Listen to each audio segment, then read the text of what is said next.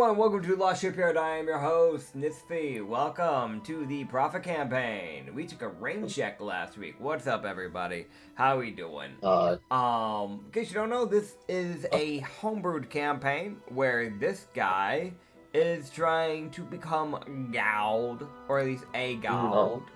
No. Possibly. No, I'm not. Nah, he's not, guys. Sorry. No, I'm lying. I'm a big old liar. That's what I do here. My role, I am not the dungeon master. I am actually the liar. Everything I say is a lie. One of us tells lies, the other person tells the truth. That's kind of how this goes. And then Anya's in the background. She's the riddle master. So yeah, she's the Riddler from Batman. But yeah. Welcome. Acrid, he plays Umo, human, blood hunter. Yes. Correct. Yes. That is what I do. That is what you do. In the last episode, you got around and did things, really. You got to leave the town, and with not empty-handed, of course. You got to leave the town with Norventai, which apparently I'm now seeing that Reed reacted with emojis towards Norventai. He really likes Norventai, apparently. And Slar. So you left with those two, and you started making your way back. You ran into a merchant. A one-of-a-kind merchant that nobody has ever heard of before. Truly a legend amongst skeletons. Really, the best merchant you could have ever asked for. Ever. We had Shoni, who you bought a bunch of stuff from. And on top of that, you found out you have a summonable Raiho. And then you passed. I'm not gonna spam that, by the way. I that's really gonna be a desperate measures type of item. No, it's valid. It's valid. Because, you can use it once a day. However, this is a sentient creature, and how you choose to use it will determine how it perceives you as a person. Yes, when it dies, it can come back to life. It is a celestial. It still has opinions. Dude, I'm sorry. It's like, oh, the fucker's ringing the bell again. What? Holy shit, you're on the ground. You're on the ground. That's a Drake. And that's somebody's foot. Dude, I'm sorry. Umo would be the person about to get slapped by the tail of a Drake. Ding ding. Flip. Dude. The Rhino looking at the foot, being like, if I use True Resurrection, can I bring the whole person back? Is that... If there's a foot of a person, technically, yes. Dude. Because it would just regenerate the whole body and bring the soul back. Yeah, like, I feel like the Rhino has to sit there like, do I need the rest of the... Where's the rest of the body? Hold on. Let me figure out if there's the rest of the bodies around. If the rest has been devoured, then I guess I just gotta work with the foot. But, like... Resurrection doesn't give a fuck. That spell says the person doesn't exist, their body gone, don't care, new body. Yeah. Ta-da! Yeah. I don't know why, but I really find it ironic. Because I know they don't because obviously how we run stuff differently is different from how D&D base does it. But I really love the idea that technically with True Resurrection in base D&D, you could duplicate a person. Because you could have them, they die, right? You cut their body in half. Use True Resurrection on the bottom half, and then do it again on the top half, and now you have two of the same people.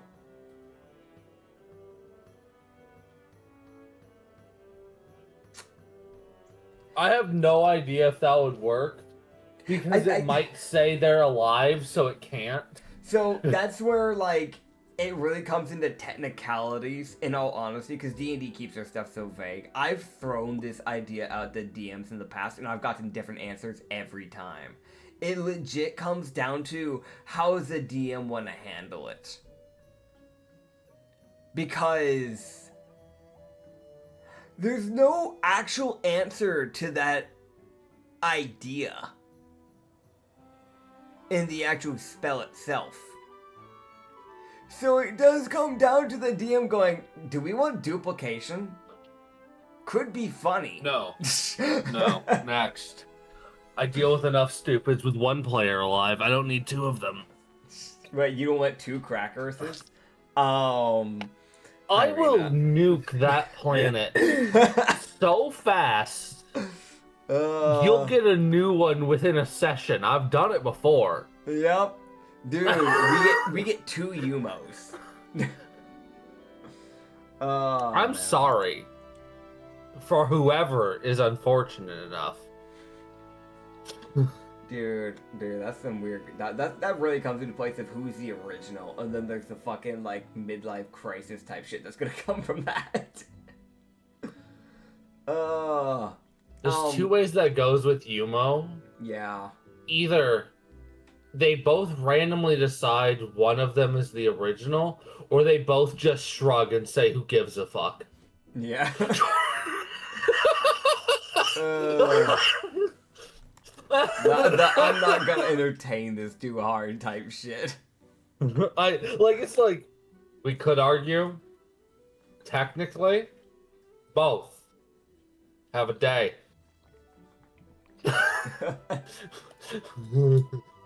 Technically, which one got resurrected first? Yeah, technically, dude, yeah. It's like the whole which twin is older type shit. Like, well, this one came out like a few seconds before the other one, so obviously they're the older. It's like, bitch, it doesn't matter. They're twins.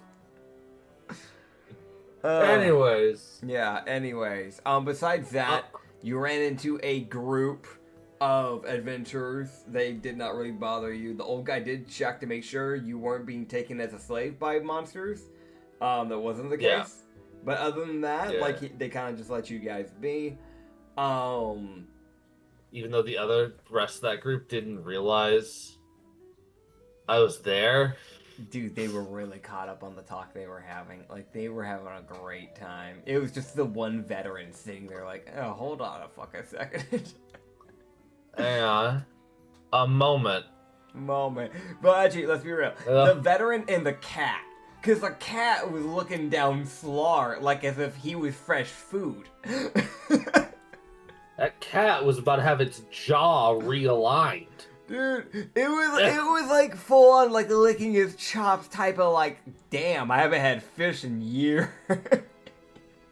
Damn, you gonna die so fast? You fucking tiny stat blocked motherfucker. Umo won't have to do anything. Slar might handle it himself. I know! That's why I said it's about to get his jaw rearranged. Yeah. Cause Slar isn't a weak character. Like, that's the thing. I know. That's why I'm like, I don't need to do shit. I'll watch. Got it. Yeah, no, he's got he's level 6 and Norventai is level 7. Holy shit. Yeah. I'm shocked. They're both stronger than me. I'm certainly not. Right, that reminds me, EXP, because you have done some stuff. I have not gotten to give you EXP, because we kept getting distracted, if I remember right. I don't remember. Well, if I'm giving you more XP even though you're giving EXP, I'm not gonna argue it. Well. Yeah, you know what? I'm not gonna argue with it. I'm over here crying. Yeah, for everything that was done in the city, let's give you 2K. Hooray! Oh, let's do that. I think I did. I'm so close to a level. Huzzah! I honestly like as I'm thinking about it, I think I did give you EXP for like diffusing the situation without getting in a fight with the guy and everything. But honestly, I'm okay with still giving you that simply just because you had to deal with Choni. Choni alone was worth at least 1K just dealing with his ass. Hi, Rena. What? All I did was pet you. Do you not want to be petted? This is your first fucking mistake. Do you not want to be petted, buddy? Why are you trying to swap me? No, don't slap. No. Calm down. Remember who pays your food? Yeah, that's what I thought. That's what I thought. Don't try. No, you don't mean that. You don't mean that. No, you don't. Anyways. Okay. Yeah. So a massive cat Yeet forms. the cat. No, we're not. No, we're not doing that. We're not doing that. We're not doing that. What are you doing, cat? Okay. Yeah, so... yeah, no, you guys got to, like... We ended where you guys were starting to approach the bandit camp area, if I remember correctly. I don't know. Yeah, because we ran out of time. You guys were, like, starting to arrive into that area. Yeah, we haven't run back into... Kendai. And Kendai yet. Yeah. Honestly, what you probably could do is just kind of like wait in the area that you held camp that one night. Yeah. Why were you gonna try and do a quick attack on me, cat? What is this? I tapped you like one time. Umo is really like, alright, we're gonna set up camp in this random fuck off corner. Yeah. Nah, that's pretty funny. There's a random fuck off outcrop. Why here? There's like a better spot over there. Cause this is where I was last time, and there was only me and the wolf. And I was fucking tired and hurting. Now, on the bright side, you're going into this with a bit more of a group than what you would have. Yeah.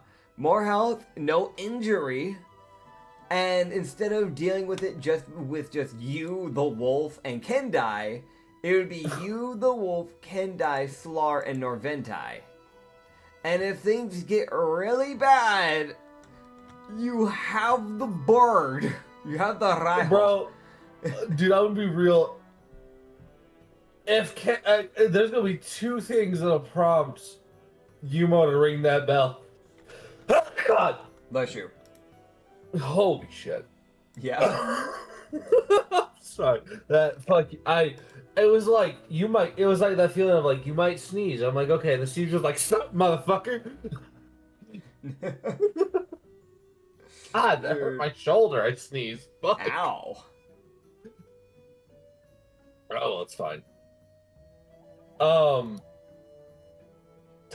fuck. Wait, no, never mind. Yeah?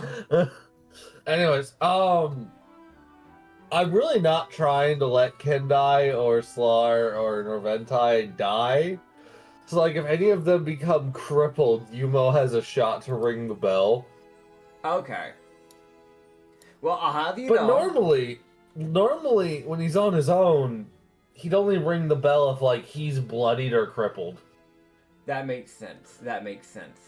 And he's sitting there like, no, I don't think I can do this on my own. That is honestly fair. Like, I wouldn't blame him for being, I'm gonna use this when I absolutely have to. Otherwise, like, I'm not trying to fuck around and find out too much here. No, like he's not a person to. Alone that the bird is in there bothers him, since he's not supposed to have it. Yeah. Based off how the creature reacted, he's like, I shouldn't have this. In general, this bothers me. Like on a slight metric, this bothers me. Yeah, because it's again, it's that thing like with it being a celestial. It's not like it'll eventually die off and then it just becomes just a random bell. Like because it's a celestial, unless its soul is destroyed, this thing will just constantly be coming back, even because there's no lifespan. There's no because like again, it's from the celestial plane. When it dies, it just reforms in the celestial plane. I ain't gonna lie. If he doesn't die, he gets struck. He might offer to because if I break the bell, does that free you? How free? Yeah, that's definitely something you'd have to look into to like see how you could try to like fix that situation. There's probably a way to do it. He'd ask if it wants it even first. He's like, I know I'm not the one that's supposed to have it. Which also technically, if he dies, depending on when he dies, will determine whether or not his faction gets it. His lovely little group. Yeah. Some random fuck off. Fuck off. Dude, Rhea gets a hold of it. Oh God, that she's about to send that bird to godhood on accident. Dude. You're just the most like, we have our devout summoned creature from the goddess herself.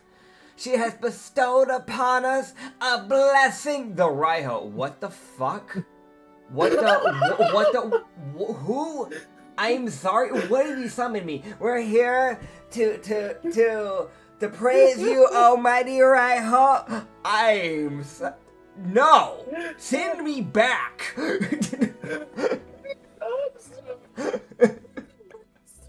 I'm sorry. Hang on. It's gonna be filthy rich coming from me.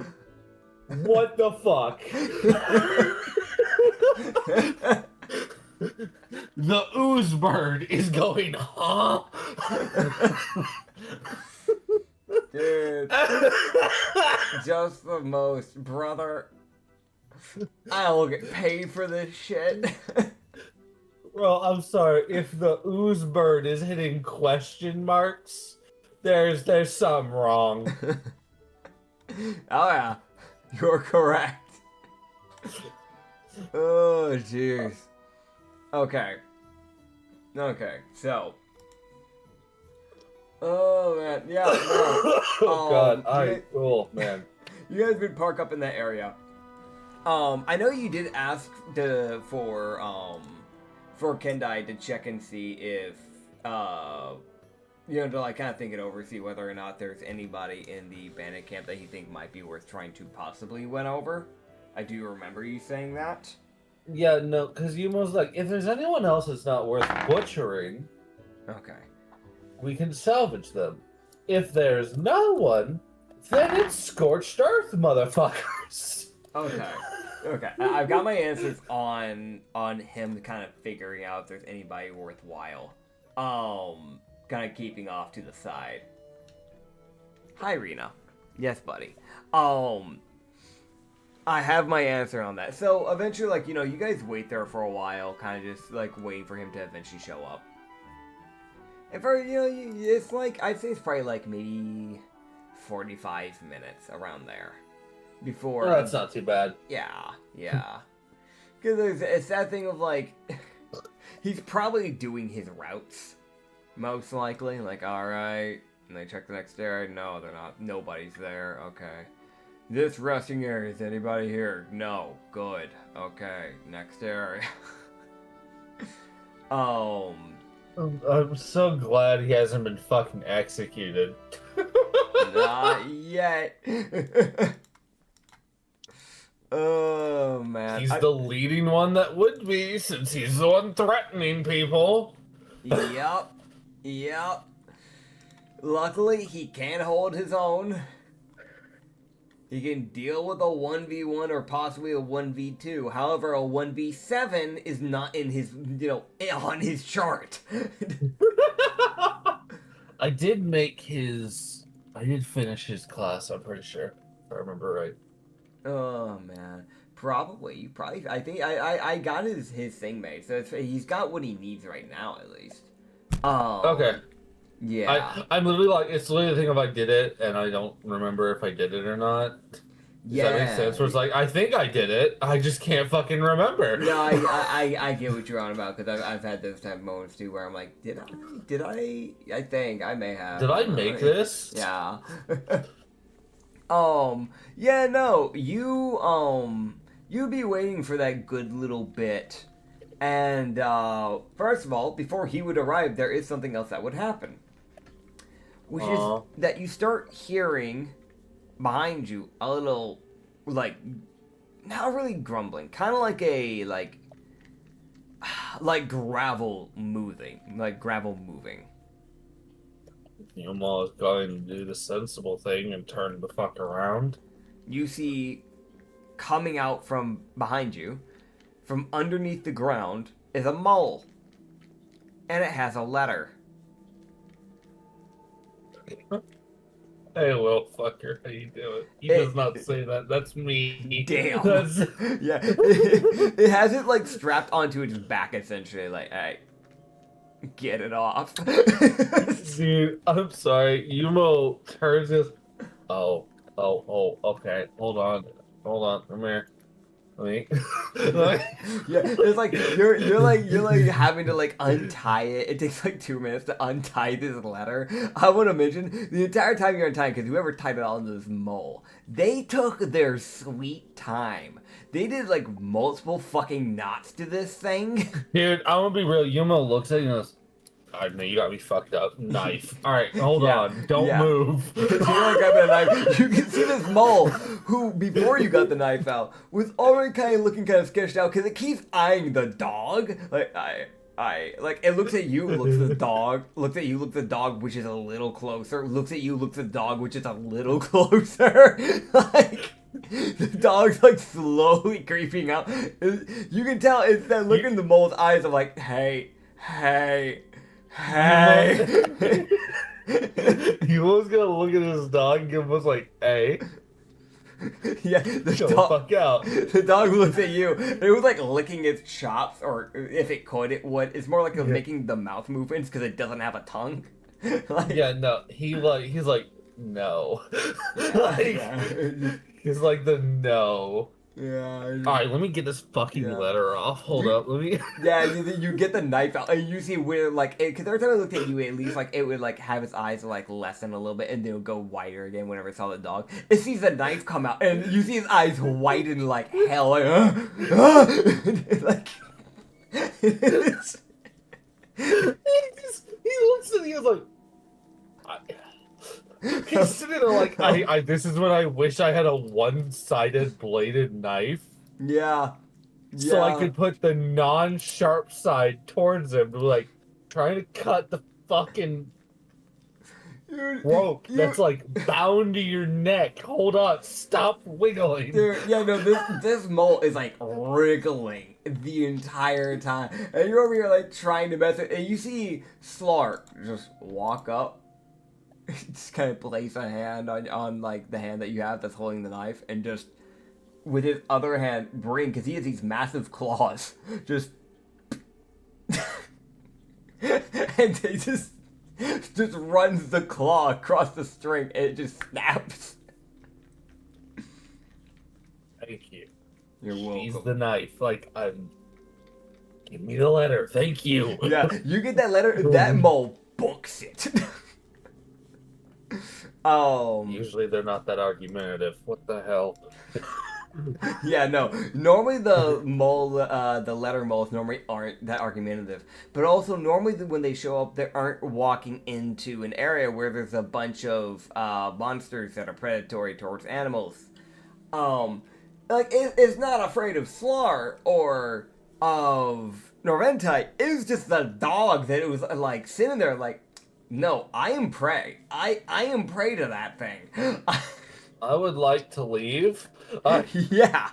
Give me my fucking letter, you shit ass. Stop fighting me. Oh, man. Yeah. Just the fucking... Don't argue with me. Just give me my shit. Dude. Yeah, no. So you got a letter, and it is from Tamia. It is the fanciest fucking cursive writing physically possible that could be done in the common language. Okay, so he can barely read it. Yeah. Yeah. Like, it's that, like, you know, like how sometimes when you're, like, typing on a Google Doc, there's some of those fonts that are, like, really over-the-top fancy? Uh-huh. Yeah, it's like that. That's her writing style. Bro... what the fuck does it say? Because I know I'm not reading it as a person. I'm not. I would just say, fuck the letter. It's not that important. So just say, like, you know, hi, hope you're alive. If you aren't, I'll know when you don't come back. She would I thought that's all this one letter was, and Umo was about to fucking lose his shit. Dude. Like, he was about to lose his goddamn mind if he was like, you fucking sent a mole to me to say hi. Bitch. Dude. No, luckily that's not the case. I know you're a mimic, but goddamn.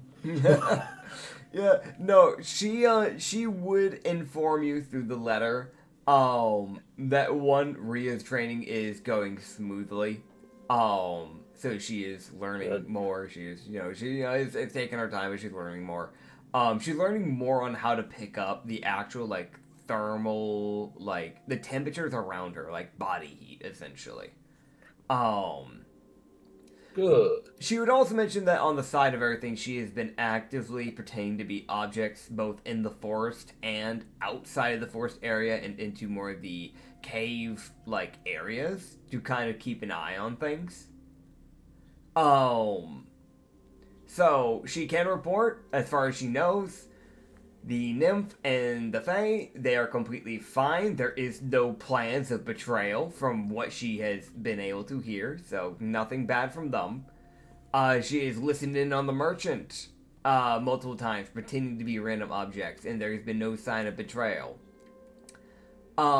She has noticed that on the, like, walking trails, like, kind of in between towns that the main trail area, the main tunnels, she has noticed that some paladins from outside of Rhine have started kind of, like, walking through the tunnels now.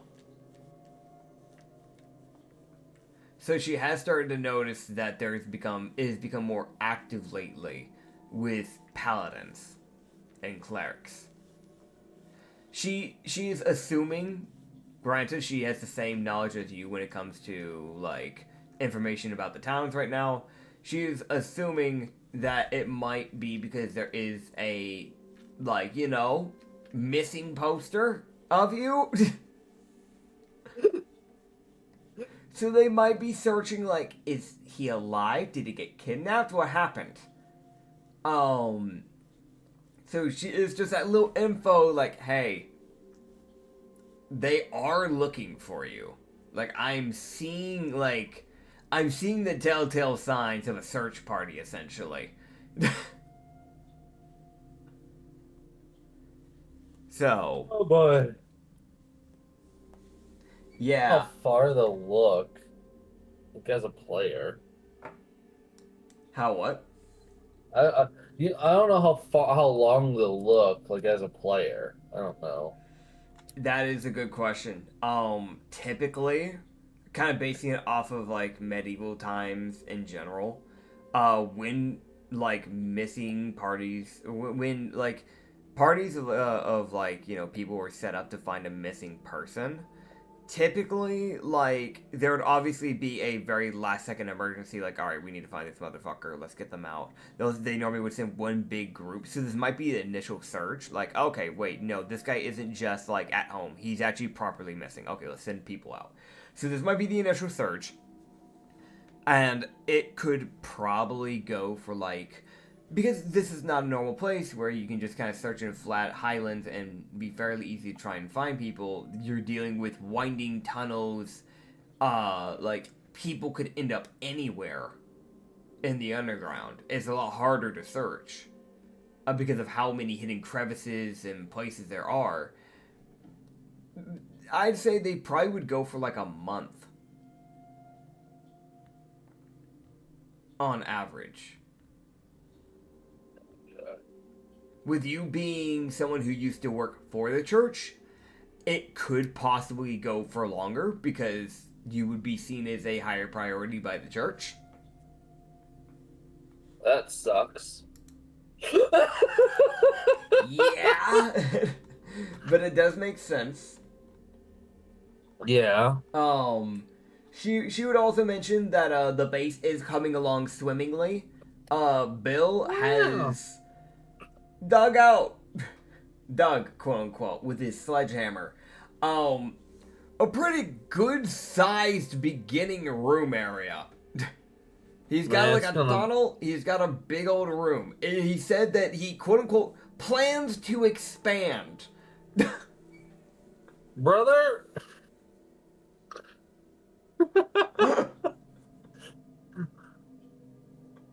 So yeah. Good shit, I guess. Yeah. No, she has mentioned that he specifically has been keeping an eye out on, like, listening to things as they're kind of, like, working. And he has picked up on... He stopped going left, like, building further left. So he's started going more, like, right. He refuses to go any further left. Because he said that he felt some type of, like, undead presence on the other side. So he would rather not mess with whatever that could be.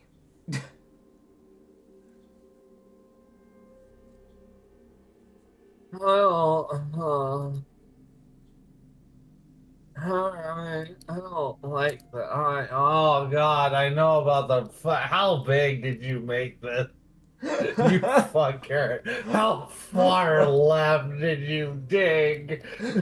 Dude, he just went to the other side of the fucking crypt. Can you imagine? Bro, he's at the crypt. I walk in, it's just a tunnel. There's no room. Yeah, there's a room. It's just a tunnel. Tommy, it's a room in spirit. Bitch, I'm about to hurt you, not in spirit. Oh, man. Oh, God. She would also mention Ro has been kind of just mainly staying to the base. He's kind of just acting more as, like, when he's not training, he's kind of just acting more as, like... Guard. Yeah, just kind of like an actual guard, just kind of keeping an eye out. Because he knows that at the end of the day, he is more capable than Rhea at combat. And he knows that Bill is too damn distracted if anything happens. Yeah. And with Tommy acting more as like an eye for your grouping right now, the best option he knows good and well is himself.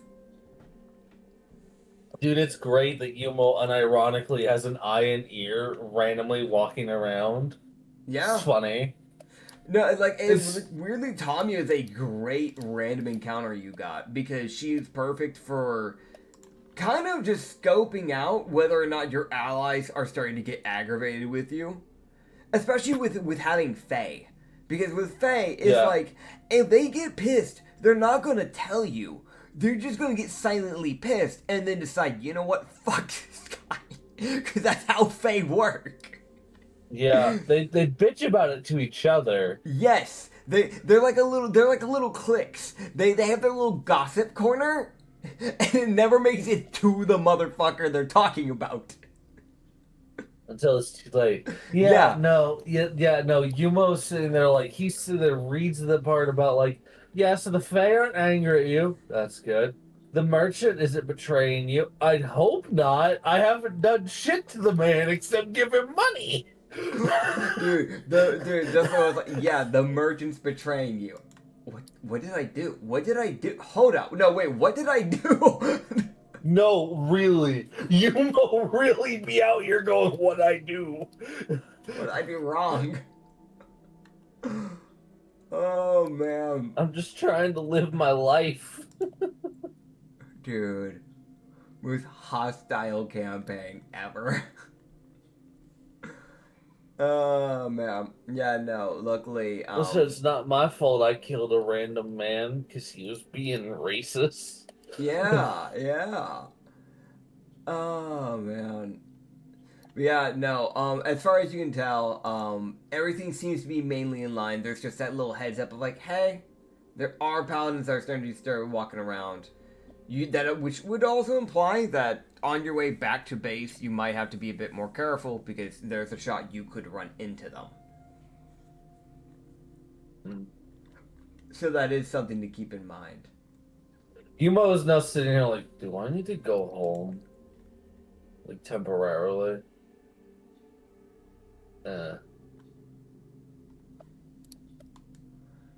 You know something about the missing poster? But it's also not... Yeah, no, like... Yeah. It's people, so they're more likely to be honest with what they're doing. If I was in the Monster Kingdom, it's like, it's a missing poster. No, it's a hit list. They just want to find the person first. Dude. Dude. Yeah, no, because, like, the one thing you do know is that, like, the people who work under the frickin' the Mad King, they're not secretive about what they do. They are very direct and forward with their kingdom, which is both a good and a bad thing. Because it does mean, like, yeah, you get transparency. Kill that motherfucker. You get transparency, but also it means that when he says something, he fucking means it. So when he looks at you and he says, I want this man dead, it's not a, oh yeah, we'll maybe capture him and put him in prison. It's a, okay, this is a death sentence. Better start running.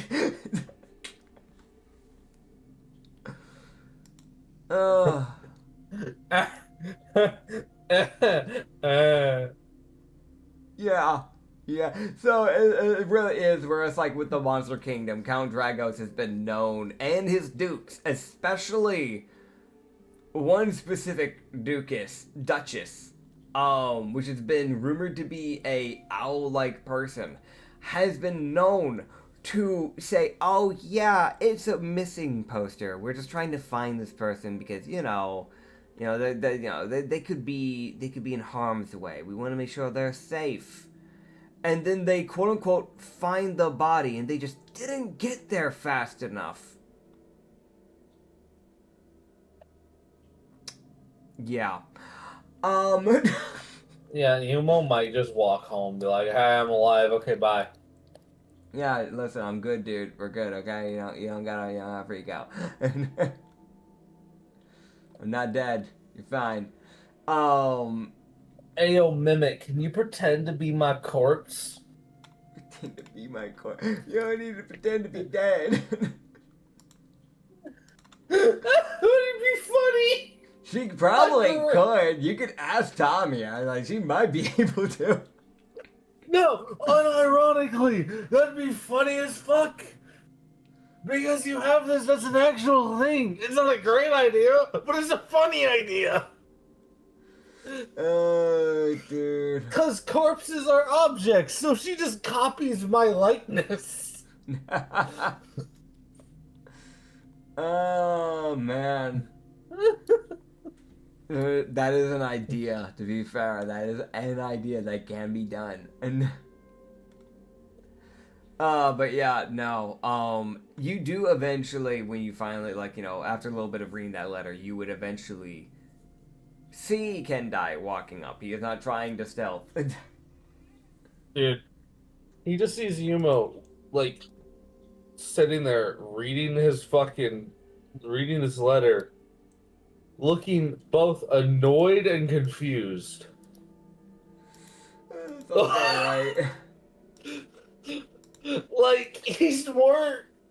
He's not mad that Tommy is going around and being an eyes and ears / snitch for him.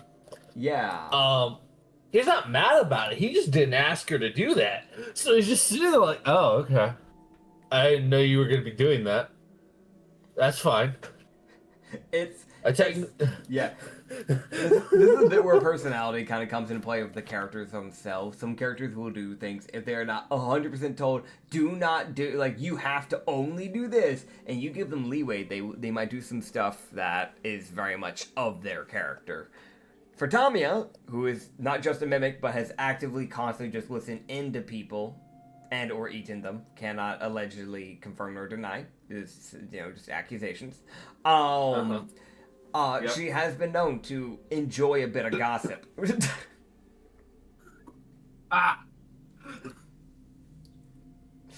So she may or may not enjoy listening to random parties just gossip about stuff. That's funny. Oh, man. But yeah, he would approach you. He gave you that nod, And then just kind of go, "You're back." I am. As I said I would be. I just needed to go do things, and I'm no longer injured. Well, it's good to know at the least that you didn't turn tail and run. It's also a good thing you didn't. I would have been far easy. I would have been far easier killed the first time we met because I couldn't use my arm. He just says, in total transparency, I was dead meat if you fought me earlier. I couldn't use my fucking arm. Well, it's a good thing I didn't do that then. He says now, holding a scythe. Like, yeah, no, now I can fight normally. Alright, so I did what I could. I looked into people. I have... Okay. There's one person, if we can get her to the side and talk with her, I think we might be able to even get her with us before the fight. If we have to knock her out, that's fine too, obviously. But she's useful. She's a good person, or at least kind of. She just needs a bit of mental help. She's a bit of a nut job, but I know she does mean well. It's just living conditions and living circumstances that she was born with just kind of led her down the road, essentially. Which is common with bandits, to be fair. Bound to happen. Yeah. She's, just so you know how to pick her out, she has kind of like a white hair, put up in a ponytail typically, and the one defining big trait I can say about her is she has this massive scar that goes down her left eye. Right. There's one other person, I'll be blunt with you, I don't know if she'd be willing to join. However, I know she could be very useful as a person. I say that because she is an herbalist of sorts. And to be more specific, she's unique not just in what she knows how to do, but also how she goes about combat as well. She could be a good form of defense and a good form of utility. Dude, this is where that this bit of lawful evil comes into mind as I'm sitting here as Umo. Yeah. And it's like, they're probably going to be unwilling to join. Well, ain't that a right shame? That's what my brain went to. He hasn't said a word. He's just sitting there thinking. From what I know, she has a similar hair. She has kind of like black raven hair that she does like. It's fairly long, so she does keep it braided. Typically, like over. She has that braid typically going over the left shoulder, and she always has this backpack full of random assortments of things. Defining traits that might be able to help you pick her out. Right, so she can. I'm going to put this out there. She can see, but there are no pupils. I've never seen her with pupils. Oh, and because I know we'll probably have to knock her out in order to even try to win her over. As a heads up, she likes poison. She really likes poison. I ain't glad I got a ring of poison resistance. That's good. Alright. Oh, and she does have a weird frog thing that she just kind of summons. So there's that. Slar, question. You have healing? He would. I want it to be known. You can tell Umo is asking because it's that genuine thing of I don't actually know this, so I'm gonna ask. Do you have healing magic? Because I need to know what we need to plan around. I do have cure wounds, so if it gets bad, I can do that. I can also mend if required. Great. There's a genuine great. At least you have that. How much do you rely on your magic? I don't actually know this for combat. I use a mixture of everything. I kind of keep it balanced. I prefer to use shield and great axe, and then if things get dicey, I start mixing it up. I have the ability to use water whip, so I have options. Okay. Most of my magic is more utility based, because it's meant to aid my people.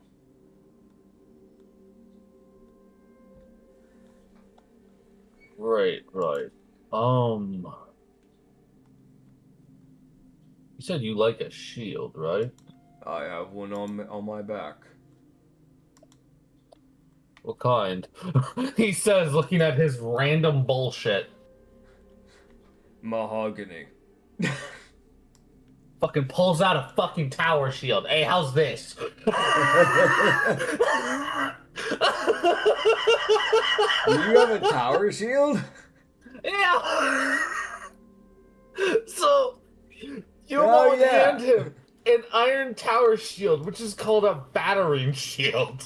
Okay, cool. He just pulls that shit out of his non-bag of holding.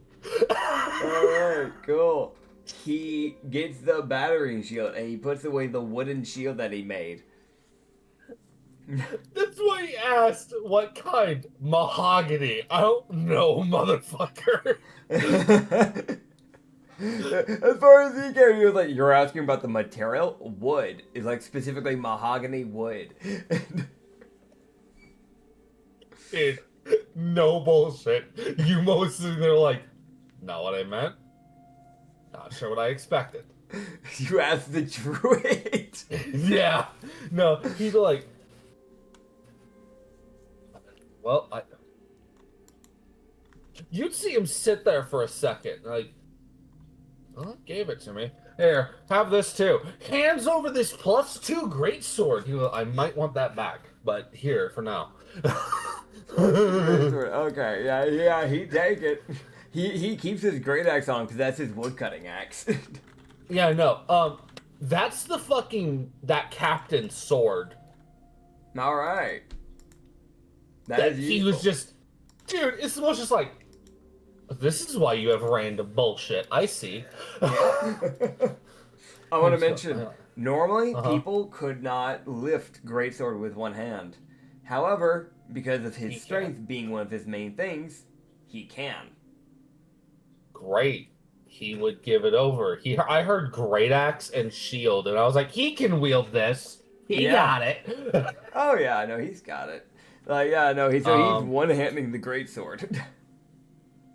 Yeah, he'll go, that came from a captain of the Rum again, so it's attempts to not break that.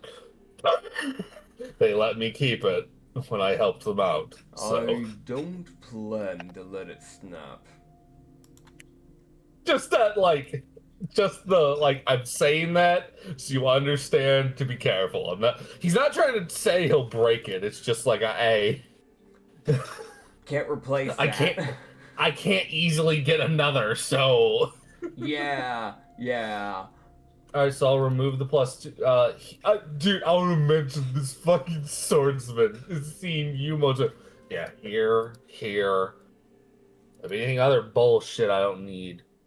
Norventai, do you need a shield? Or do you use one? I don't use shields. I'm a rogue. Right. That's the only way I've been able to stay mainly hidden in that town. Or at least as hidden as I could be. Once rumor got around, that was kind of just it.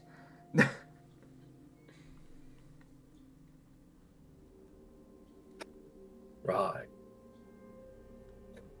He, like, fucking brain turning. Want a long sword? That would work for me. He'd give her a +1 longsword that he has. Okay. Because she had no weaponry. Yeah, no, that's why he's like, here. That's why he asked, like, do you want a shield? I don't use them. Alright, bitch. Damn. Ain't my fault you don't got a shield. Yeah, you get the idea. She's just been using her tail as a weapon the entire time. I'm not a bad strat, but still. He's looking at... Yeah. Yeah? She is a constrictor demigorgon. That's the thing. She could still constrict them and beat them to death with longsword. It's fine. Yeah.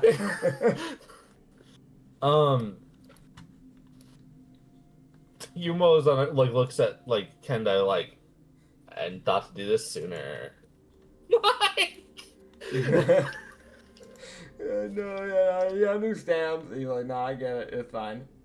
It's also like, he's like, I don't expect you to need anything. That's why I'm not offering you anything.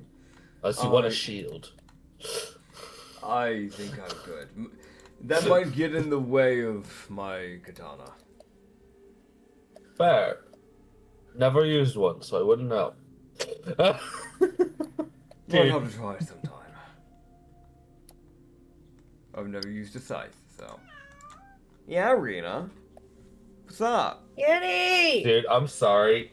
I just thought of this, but if Umo ends up using Kendai's katana in like a combat situation, that's really bad because that means 1, his scythe is gone, and 2, Kendai is down. Yep. Because Umo went, what's the nearest available weapon? Sword. Acid. Let's go, fuckers. That or Kendai threw his katana and he's throwing hams. Dude. He is a monk, so he can fight hand-to-hand combat. It's just not his preferred fighting style. Yeah, no. It shouldn't be. Oh, yeah, so Yumo's gonna be wielding. He has a shield and he has a shield and longsword ready to go. Yeah. He'd sit there and be like, you have a longsword, you have that. Looks at the dog. I cannot equip you. I cannot help you. I don't... The dog's just staring at you like, yeah? Yeah, man? Yumo unironically just has like, if I strapped a mace to its paw, would that help? I mean, it's kind of got the, it kind of already has a form of a weapon on its body, just dangling, so... Yeah. I think that's required. Yeah, I don't real. He looks at that dangling amulet and he's like, I don't trust. Whatever I don't trust. Is. Oh man. Oh my god. Oh jeez. Yeah. No. I mean, here, Kendai will let you know. He's like, well, if you're ready, we can begin heading there. It's maybe a 10-minute walk from where we're at. Yes, that's. If we want to try to recruit the one, I'm not against that. It's just we need to be careful. Of course. Would you prefer to fight them and then recruit? Better chance of ambush. It just means we'll be down a person. Yumo's really sitting there like, and he won't sit there and like in his head he's like, considering my fighting style, I don't know if they're gonna want to join because they might have skin damage. Like I might scar a motherfucker, and then I'm like, "Hey, you want to join?" No, bitch. You fucking scorched my body in acid. I'm not joining you. Like... Oh god. That would be a fair reaction. You go. So, considering that I use acid as my primary source of combat, I don't think the odds of someone wanting to join me after fighting me is very high. Then we So, should try to get you talking with them before. yes, probably. That's at least my assumption. Yeah. I haven't known people to gain a couple new scars and then happily join the person who gave them. Yeah, that's not typically the case. It he would look at Slar and he would go, and the reason I asked if you had healing is also on the side that I damage myself to use my magic, so if I start looking terrible, there's a reason. You just get that nod, like, I'll keep that in mind. Understood. Yeah, no, so it's like, motherfucker, nobody's touched you. Why are you crippled? You'll at least know. He won't be confused about it. Yeah, Umo, I am sacrificing life and limb to kill this one stupid bitch. Please die. No? Alright, I guess I die. I guess I think. Oh, man. Dude, I'm sorry, I love the guess I'll die. You'll have many other options. Alright, well, Uh, I will return in a moment. I need to go rush. Alright, we pause. And we're back. Okay, cool. So, hi. Hello. Hello. Yeah, you start being able to make your kind of like way forward for these 10 minutes. Goodness gracious. And you guys would start to kind of like go down the tunnel area, and then he would lead you into a tucked away side tunnel. And they'd start going down the side tunnel. And you'd see that it starts off kind of like, you know, like the normal main tunnel, kind of like slightly open, but still very much just compact because it's a tunnel. And it starts getting a little bit more open. You start seeing what looks like columns or pillars, like partially ingrained into the rock of the walls. The pillars are like, they're shaped in the way of like what you would see in like Rome. For like the old buildings, the ruins. Yeah. And then you would see this relatively spacious open area where there are pillars kind of just holding up the ceiling. There are metal they're like metal like bars essentially that seem to hang from the top that are actively, you know, like they probably can bring them down to close up for when they're closing out for the night. So if they have nobody out and everybody's at the base, they probably close those so people can't just raid them. So they have a security defense. They just don't have it up right now because they sent Kendai out. It's relatively open. They've got lanterns lighting up the area. And, That's unfortunate. Yeah, because they need to be able to see. You can see where they have like some... You can see where they have like some like seating areas, that sort of stuff. Not really a whole lot is in this room specifically. Probably because they want to keep their storage, you know, and the stuff that they're actually storing, not directly at the front. What? Yeah. Why?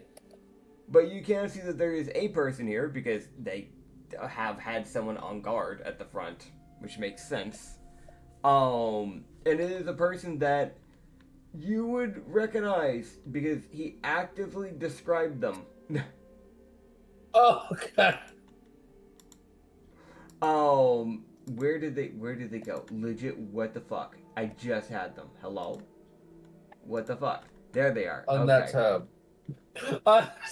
Bro, we're just the most. Where'd they go? That tab over there. That tab. Yeah, no, that'd be my goddamn look. That'd be my look, man. Alright, here we go. Boop. Alright, so you would see a lady with the white hair mentioned before, big old scar kind of going down.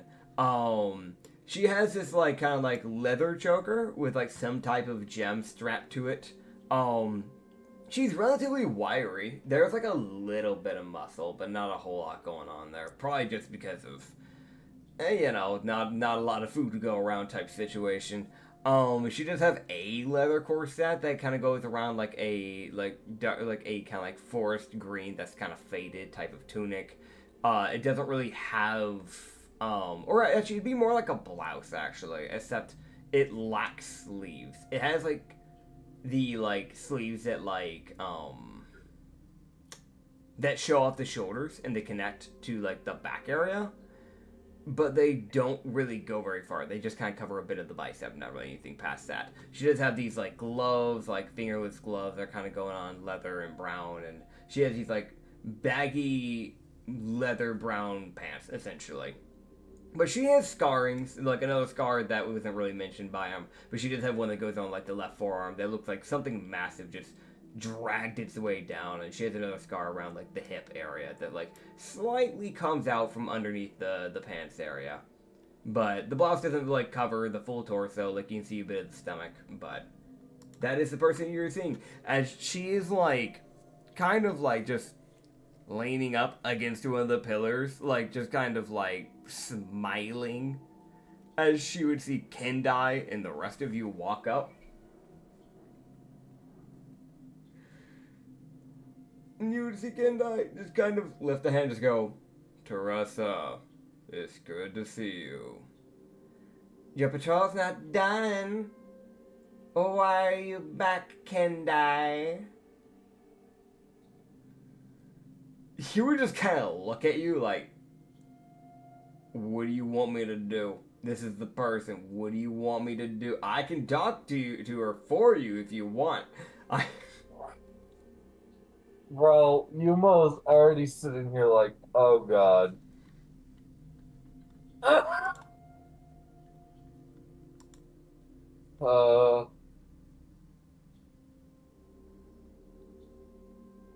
Typically I've gotten a read on people before trying to convince them. But I need this bitch to not raise the alarm either. Yeah. Did she already see me? I'm guessing. Yeah, she could probably see you and the rest. Unless, like, you're in the very back. And that would only be because then she's got frickin' two big-ass monster people kind of in the way. I know that's not where Umo would be. Because he is unfortunately like a frontliner. Yeah. So, as is my whole fucking party. Yep. You have a bunch of frontliners. Oh my god. Okay. Oh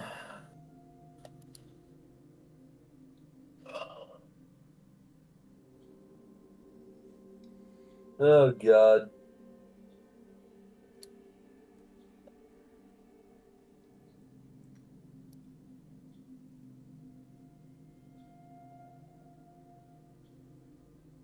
I'm not gonna lie, my brain is like going like, what if I blank on how to handle this situation? Cause every time I come up with an idea, my brain's like, yeah, but this could happen. Oh, man. Like, I really would prefer she did not raise the alarm. Yeah. But she hasn't already, so that's fine. Yeah. That's probably not a concern yet. Yet.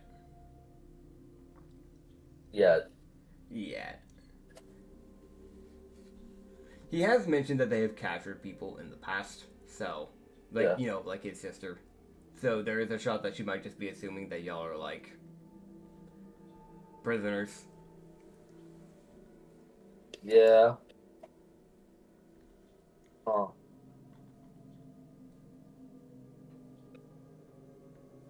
My brain just thought of a different way we could have handled this. I wish I'd thought of that sooner. That would have been funny. Oh well. Oh man. I feel like a lot of the fun stuff always the other ideas always come up after we've already like gotten into a situation. Yep. Because I know that happens for me too. Oh, you know, I sat there and I was like, oh, there was a better way I could have handled this. Oh well, we're fucked now. Like my brain was like, what if we'd pretended to be prisoners? I mean, you technically still could. Not as effectively, because we still have all of our equipment. That is also true. I don't know. Like, my brain is sitting here like, I don't know enough about this person to try and recruit them. I know they might be useful. I also know they're kind of psychotic, from what it seemed. Also, her fucking immediate intro line is the most like, alright, I see what he meant. Uh-huh.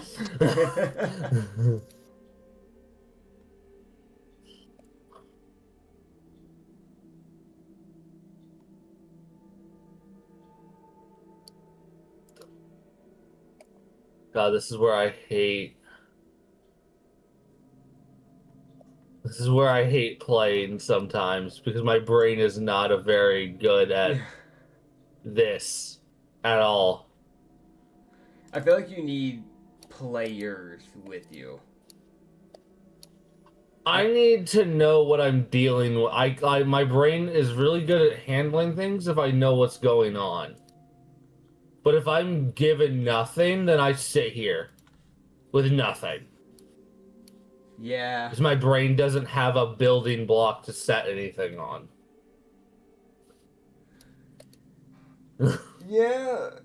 I mean, that's kind of the whole thing about the majority of D&D, though. You kind of just have to figure shit out. Oh.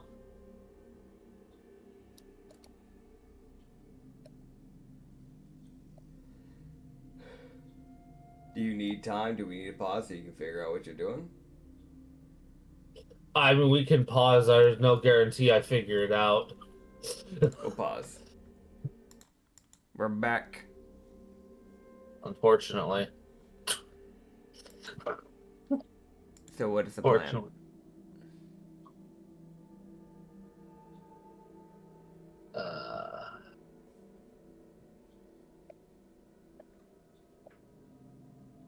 Umo would at least...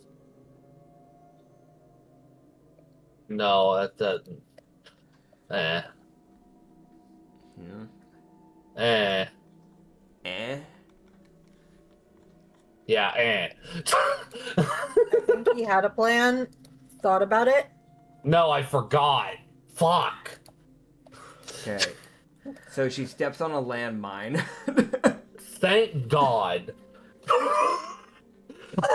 Yeah, you know what? Yeah, no, fuck it. She steps on a landmine. No, fuck you. I ain't around people. I have the social scores of a fucking rock. No, it's fair. It's fair. I think that's insulting to rocks. No, it is.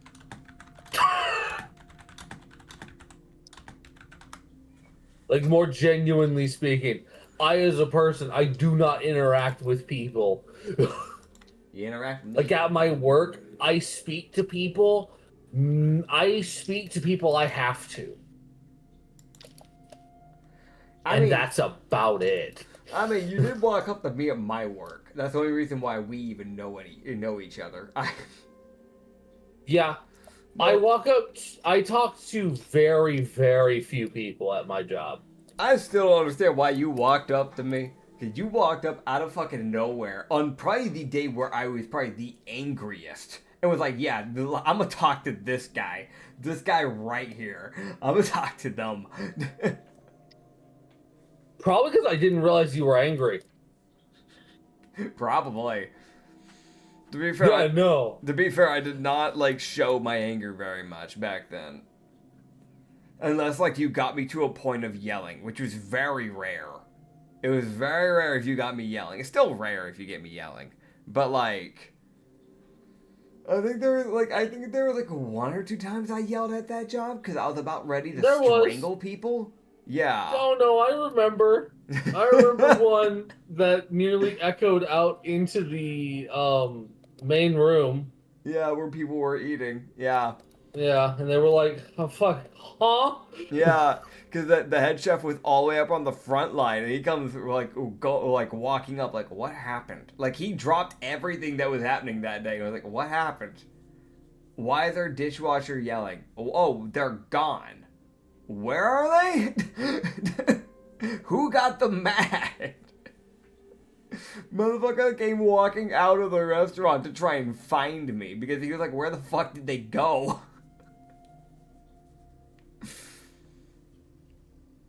Oh god, he ended up just like looking at me and just go, you know what, it's fine, I understand. Cause like my hand, someone like kept giving me like, basically like boiling hot pans and then not saying shit.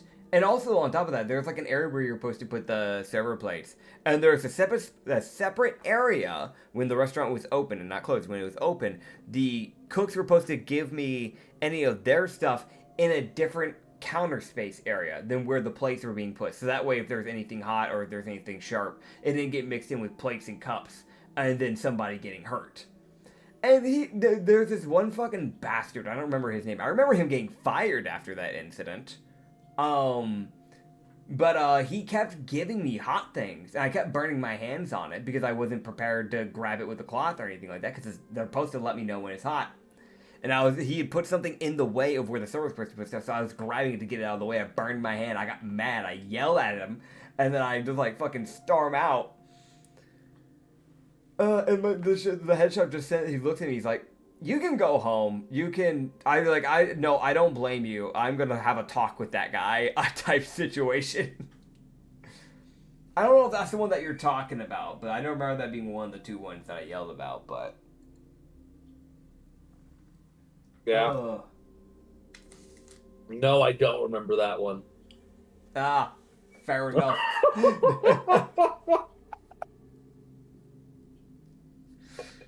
Yeah, because that was one of those ones where that had a lasting repercussion effect because after that incident, it became a thing where no cook did that shit again. They never, after that time, they made sure they gave me stuff properly and that they didn't put it on the wrong counter because they knew they could get themselves fired if they got the dish pit person hurt. Hooray! Huzzah! Immediate termination. Apparently, when the friendly and quiet person gets angry to the point of yelling, it's crazy how people turn around and go, oh, fuck, what happened? Hello? Who? Who the fuck? Weinst. Who fucked up and what'd they say? What did they do? Yeah. Yeah. So yeah. I stalled. Do you have an idea? I was really trying here. The great thing about stalling with me, man, is if I tend to listen to what's being said. Yeah. All right. More than doing my own shit. Dude, this feels like the Telltale Games type shit. Where like the person puts up like a character, except there's no quick time event to it, and there's just these 2 characters where it keeps panning back to the 2 characters staring at your character, and there's like the weird random angled shots and zoom ins. I don't know if you ever played Telltale Games, but yeah, like I've seen them. I feel like it's just like it's like a cut shot, a zoom in on freaking like. Teresa, and then it cuts over to Umo, who's like staring off into space, and it cuts back over to like freaking Kendai, who is staring at you with the most like I'm waiting type of look, Like, so done with life type of look. And then it cuts back to Umo, and then back to Teresa, and then back to Kendai, like an even closer close-up of him. Like, it's just the see, like, you see the sagginess in his eyes, like the bags. Like, he's just so fucking done with it. Then back to Umo. This is Umo. This right here. This is Umo. This right here is Umo. This fucking kid. Dude. Oh god. There's definitely also just like a random zoom in on either Slar or Nirvana at some point, just like, hey, they're here too. They're in the back, you know. I gotta check to see if we have frozen corn. I hope this gives you some time, man. Do we have frozen corn? I want everyone to know this is not a bit. I genuinely struggle with social interaction sometimes. So I'm sitting here trying to figure this out. Looking back, apparently we do. Leave that My nice mom for texted him. me. She's like, "Do you have frozen corn?" I'm like, "I don't know. I'm in a recording. Why do you not check before you leave?" All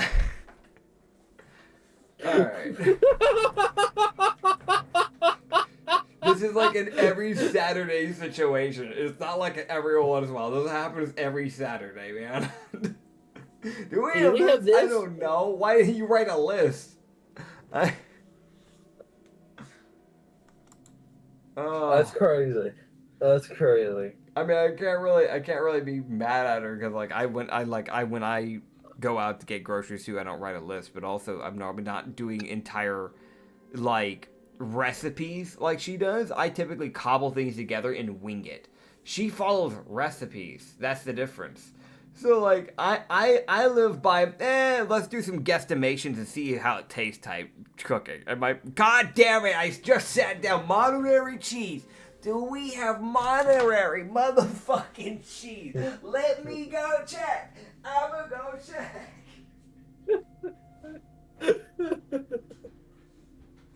Is this a good idea? We do not have Monterey cheese, mother. Hi.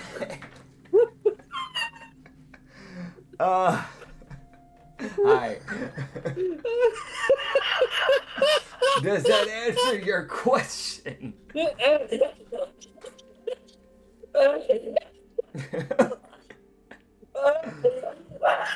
Oh my god. Oh man. God damn it. Oh, you're making me stressy. Let me get my protein bar. 20 grams of motherfucking protein, they say, as they force mint down my throat. It smelled like toothpaste.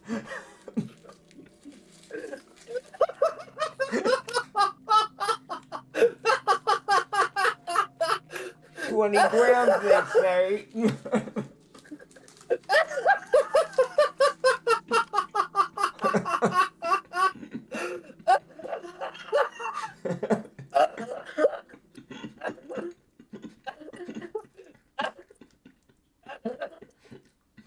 Like, it doesn't taste bad, but goddamn, that mint smells strong. It tastes more like, it smells more like toothpaste than my actual toothpaste, if that makes sense.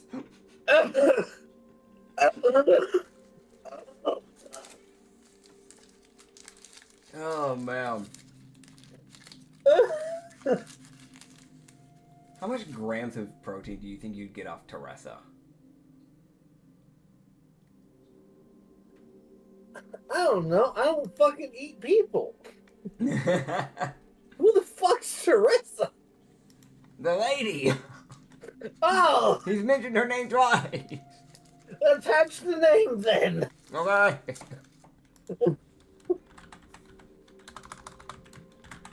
Because believe me, I ain't gonna fucking remember her name. Fair enough. Oh my god. Oh my god, my lungs.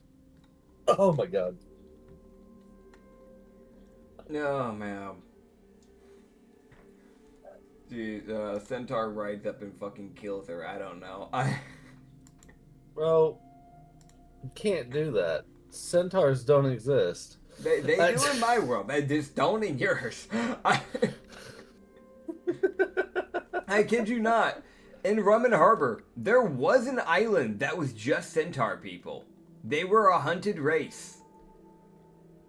Like, there was a shot you could have ran into a Centaur island. It was actually a planned thing. And then y'all, like, because of we were getting near the end bit, because y'all, weirdly enough, didn't take the side quest that would have led to that island. So it just never happened. Oh. But it was supposed to be a catering towards Reed, because Reed does really like centaurs. Remember how there was supposed to be the with the Hell-Chained Islands, there was also the Infernal Vault. You saw this whole thing in the beginning bit of that campaign with the Infernal Vault. That's why he was getting chased, because he stole a compass that was supposed to lead him to the Infernal Vault. Well, originally, that was supposed to be a trap. Y'all got in it was supposed to be a trap set up by the Navy. You get into the fight with the Navy, you do all this stuff, you go on your day, and then it's like, okay, well, fuck. Okay, well, I still want to find the Infernal Vault, so we're going to keep searching. If y'all had continued to go down that route, you would have eventually been able to find the Infernal Vault, because you guys would have been continuing to chase the clues for it.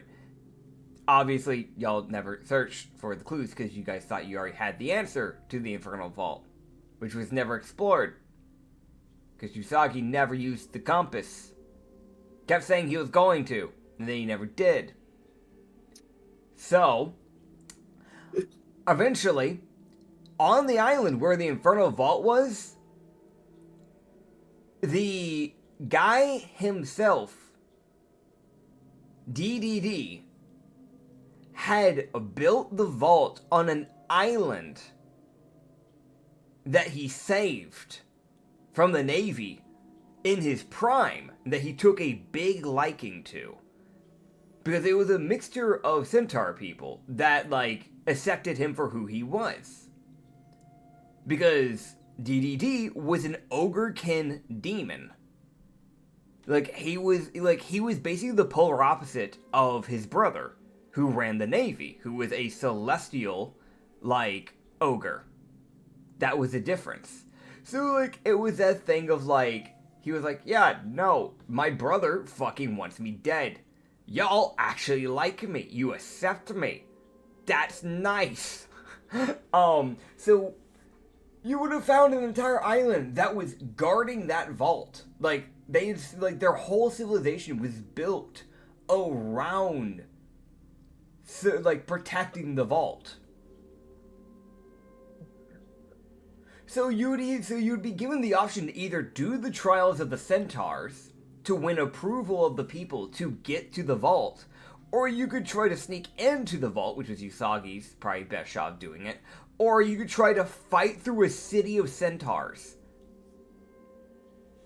It was actually going to be kind of a sick thing. I thought it was actually going to be kind of cool, because you'd actually see, a civilization that was built for centaurs to live in, where they could actually prosper, where they wouldn't, where, structures would be made in a way that would actually aid their, anatomy.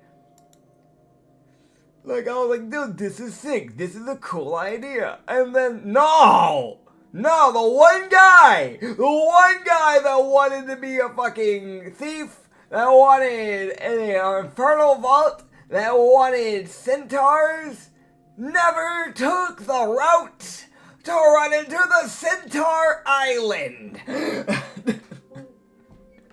They're out there. They're still around.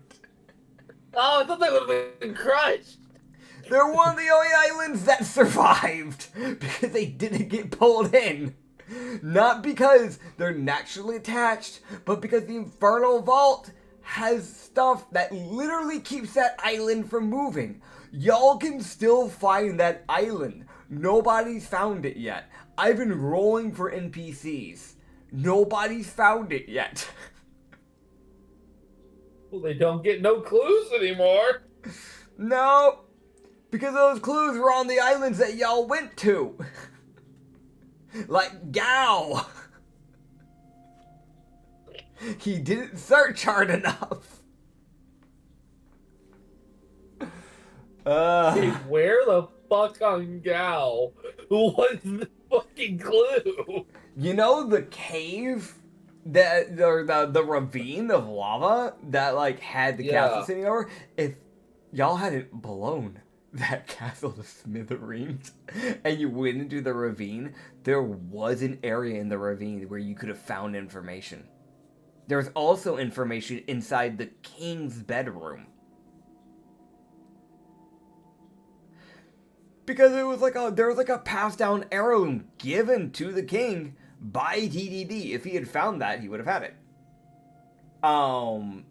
There was also more clues hidden throughout some of the main islands that had big quests. Like, eventually, you know, because there was a past player, there was supposed to be one in Whiteside, and then when we removed him, I just removed that clue, put it onto a different island.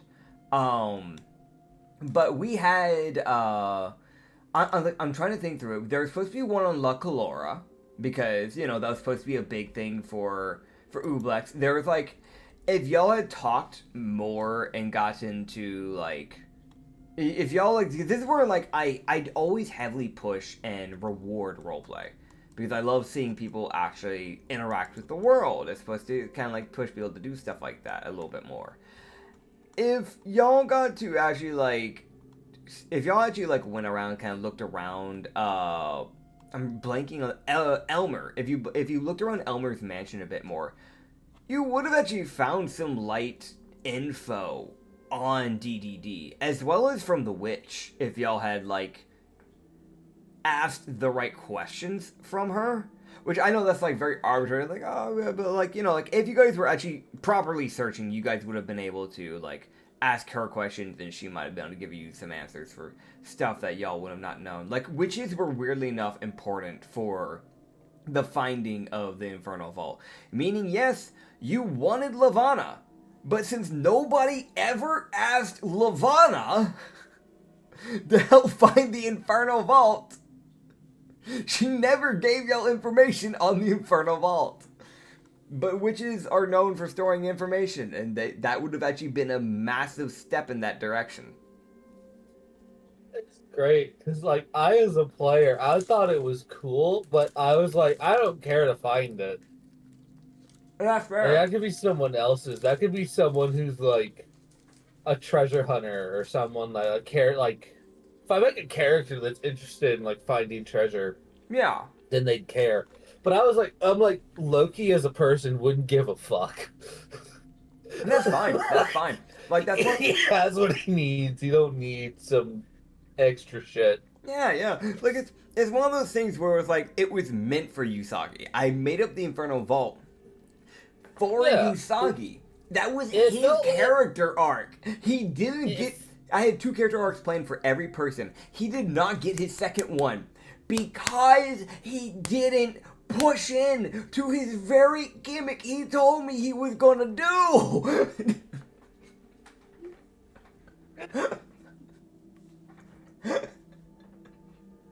I'll use the compass a different day.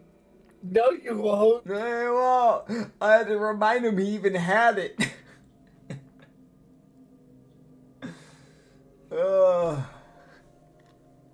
Anyways, what are you doing to Teresa? I'm so sorry, everyone, for this 30-minute side tangent. Dude, this is like having a game running, and then it just keeps cutting between the characters because it's just waiting. Like, it's like having a Sonic game up, and like you stay idle for so long that Sonic starts tapping his shoes type shit. And crossing his arms. Yeah, it's like that. In the 2D game, he'd jump off the platform. Did he actually? I don't remember that. Yeah, no, he'd expend a life. Oh! If you made him wait. If you made him wait long enough, he would just end the run. I did not know that. That's actually like, sick. He would just be like, alright, fine, I die. Fuck you. I actually love that. I love that, actually. Like, I played like 2 Sonic games as a kid growing up. I never stayed idle though. That was a thing. So I did not know that was a thing. It was a thing in like I think one particular one. Oh, okay. I don't know if they kept. I know it was in the one that was being talked about. If that makes sense. Yeah. For that particular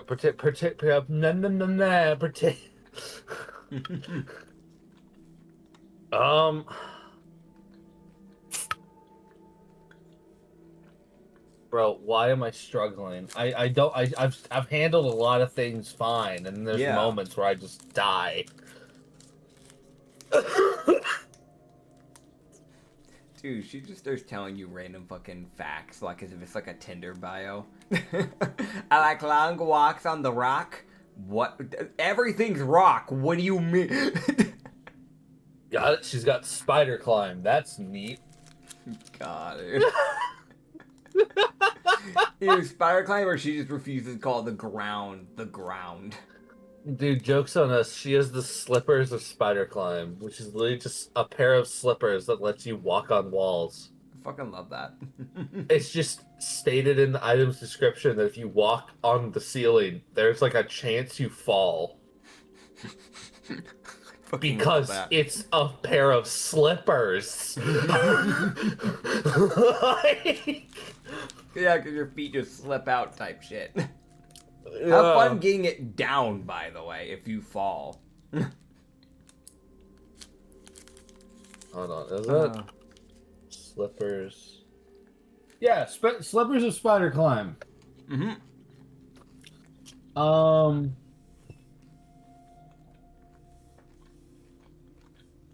Never mind. I guess that was just something I heard about that someone did for fucking homebrew. Because the base thing, it just says you can walk on ceilings, leaving your hands free. Oh, hell yeah. However, the slippers don't allow you to move on slippery surfaces, such as one covered in ice or oil. I mean, that makes sense. Fucking pair of slippers. Yeah.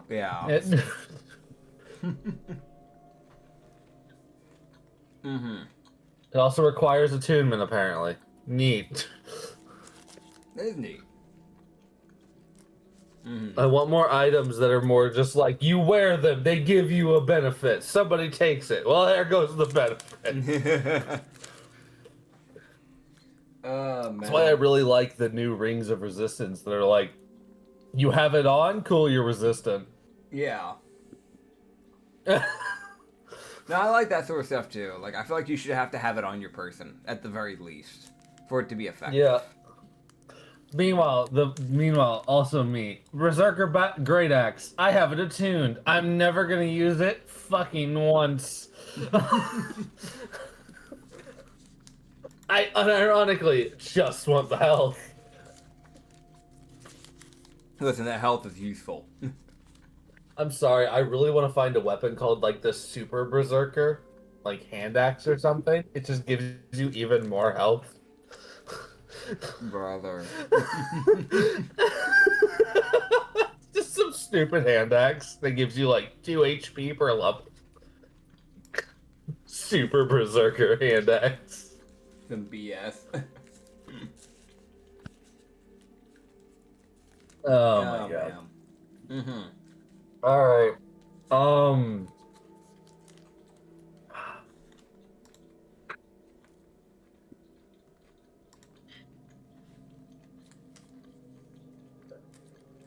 Yeah, sure, fuck it. Go ahead, Kendai. I want to see how this goes. I just fuck it. Alright. So the pause I mention Umo. Unironically, Umo would have done that way faster because Umo is actually competent. Oh god. Umo as a character is far more competent in this situation than I as a player am. Okay, Kendai, I need you to roll a... Oh god, roll a persuasion, man. I give you advantage. Thank God. Okay. It's a bit better. I just need him to start this, if that makes sense. Like, Umo's... Give that... Don't say it like that. What? What? No, I'm literally agreeing with you. Like, no, I understand. I'm like, yeah, you need somewhere to start. No, that's with. not how you said it. What do you mean?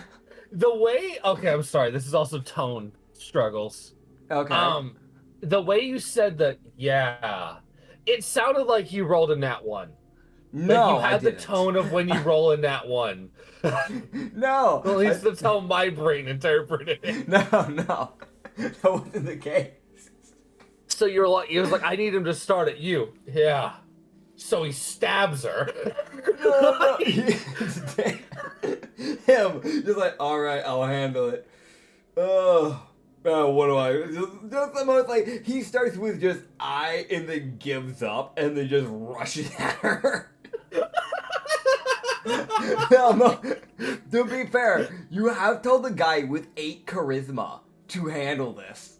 Yumo would give him that light motion of like start it. Yeah. If that makes sense, like I'll jump in at some point. Okay. Yeah. It's also like him lightly being like, I need to analyze if you're worth keeping. No, that's fair. Yeah, no. So he looks at her, he looks back to her and just, excuse me, hold on. There we go, okay. So, he looks back to her and just kind of goes, these are some people that I ran into recently. And whether if you agree or disagree is up to you, Teresa. But I'd like to get my sister back. And these people offered. It would be good to know if you would be willing to cooperate.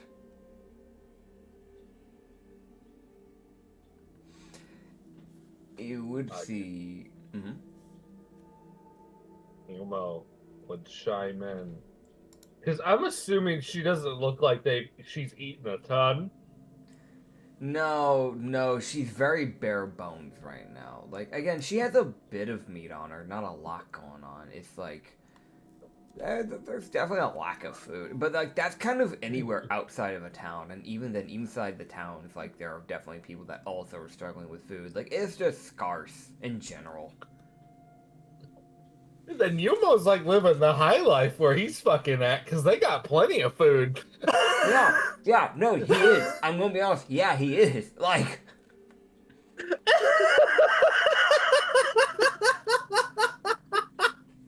Like, I need you to understand, in Rhyme, for example, you knew that people were dying of starvation every now and then. Like, this was not an uncommon thing.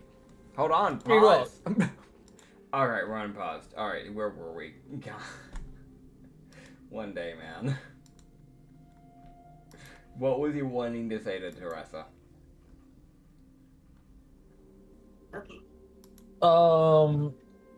That's a good question. Oh my god. Thanks, Mom. Alright. Appreciate it. I got something. You see a gun form beside her head, and No. a hand comes through a portal and fires.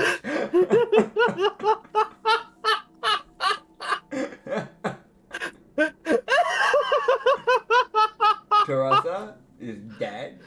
No. Okay. No. Dude, I've got it.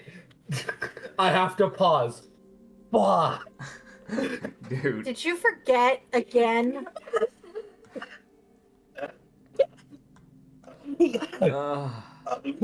Fuck. God. One. Also, Nitz, stop trying to kill my partner. I need him. I'm not trying to.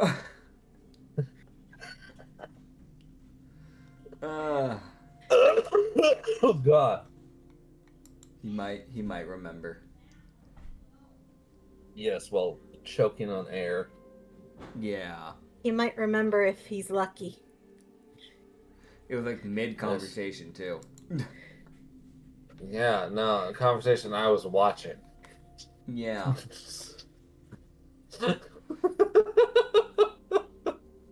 Mm-hmm. Okay,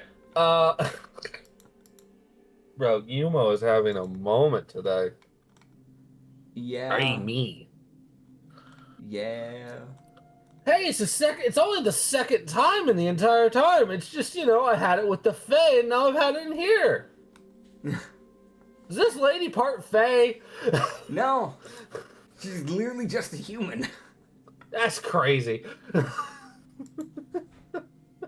She's just a human. There's no need for this one. I don't know what's going on with this one, man. Yeah, no. Lies. This is why you're the one that DMs typically. Yeah. Yeah. This DMing is wonderfully reactionary. Yeah.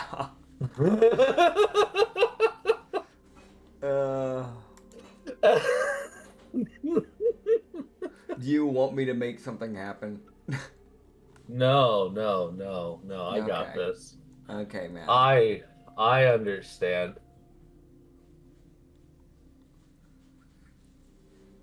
Right, yeah, okay, no, my brain just went back like, what the fuck was I talking about before? I remember now.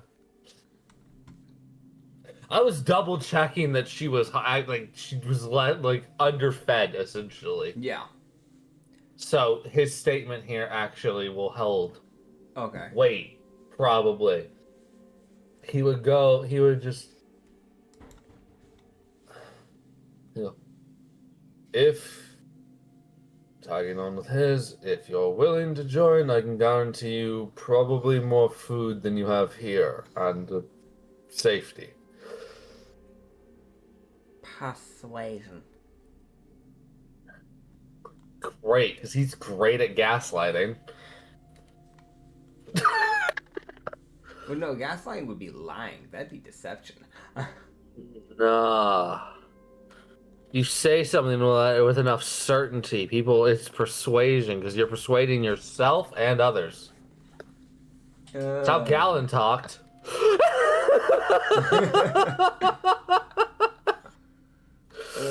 People won't get that reference. No, they won't. But I do, and that's all that matters. Oh, man. Hell yeah. I got an edge on my first roll, so I had to re-roll.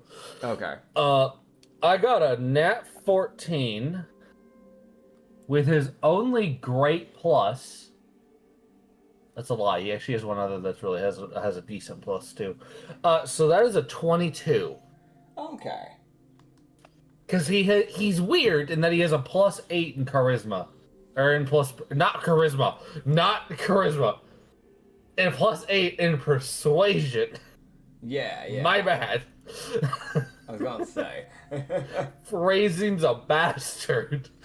Does matter. Yeah. I have a plus 8 in charisma. You, as God. I have a question. How? How did you manage? No, really. I'm just curious. I want to know what's the secret. This is a secret even I'm unaware of. The fucking basic ass end up. Yeah, I know. You would see her kind of like think, like those eyes kind of like shift at you, then shift back at Kendai, shift back at you, and then look back over to one of the other rooms connected to this place, and then stick out her tongue and go, "Sure." And then the dog slowly sticks its head out from around everybody else, like, what's going on? Yeah, no, really. I wasn't informed. I was short, apparently. Yeah. Yeah, no, really.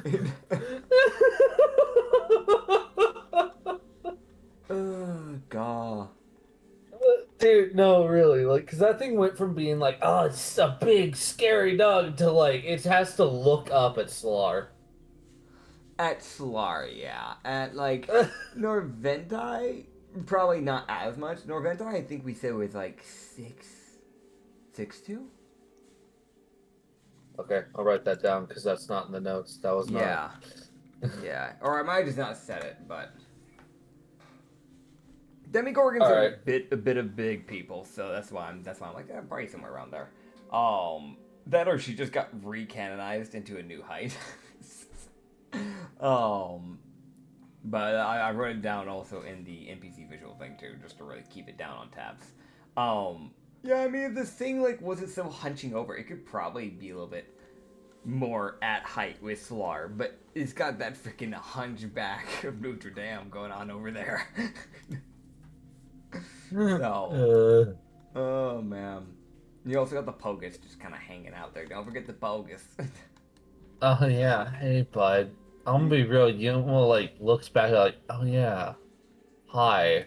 Like you're looking at it like, why are you?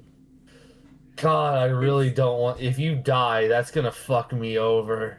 It's hitting like the biggest jig right now. Like it is, it's, like actively doing like the worm in the middle of this thing's fur.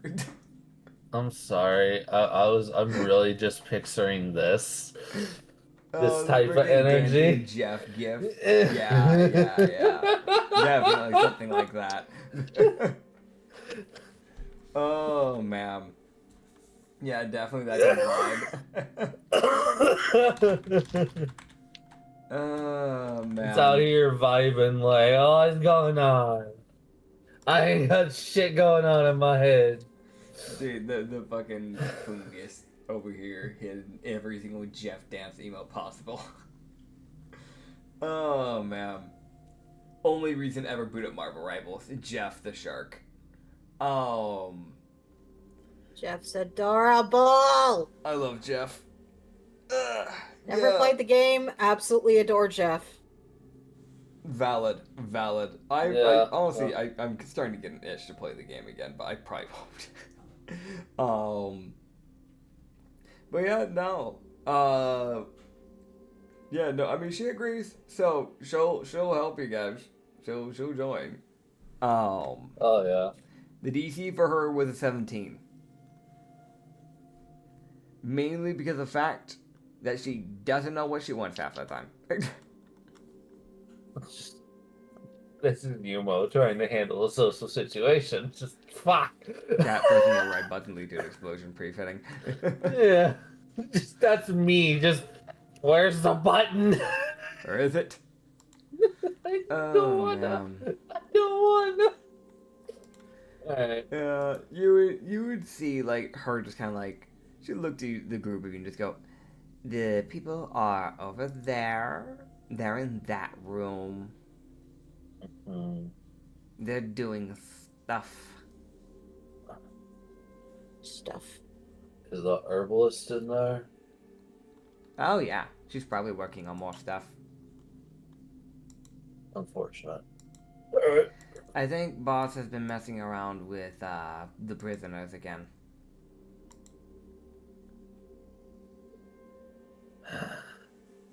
Alright. Umo just hits the hardest. Alright. Let's sort this out. Yeah. You would begin to make your way into that room. I don't know if you want to stealth into it. I mean, Umo would look at the other thing as, depending on how the room looks, will also determine how I try to start this. But in truth, I'm not good at stealth. That's fair. So it's like, think of like his opening is probably gonna be acid splashing basically the entire fucking group if the most people he can.